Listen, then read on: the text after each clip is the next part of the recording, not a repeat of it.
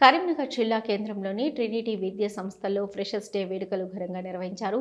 విద్యార్థులు ప్రదర్శించిన పాటలు, నృత్యాలు, సాంస్కృతిక కార్యక్రమాలు ప్రేక్షకులను ఎంతగానో అలరించాయి. ఈ సందర్భంలో ట్రినిటీ విద్యా సంస్థల చైర్మన్ మాట్లాడుతూ విద్యార్థులు చదువుతో పాటు క్రీడల్లోనూ రాణించాలని పిలుపునిచ్చారు. సమగ్ర వ్యక్తిత్వ వికాసానికి విద్య మరియు క్రీడలు రెండూ అవసరమని ఆయన పేర్కొన్నారు. కార్యక్రమంలో విద్యా సంస్థల నిర్వాహకులు, అధ్యాపకులు పాల్గొని చదువు, క్రీడలలో ప్రతిభ కనబరిచిన విద్యార్థులను సన్మానించారు.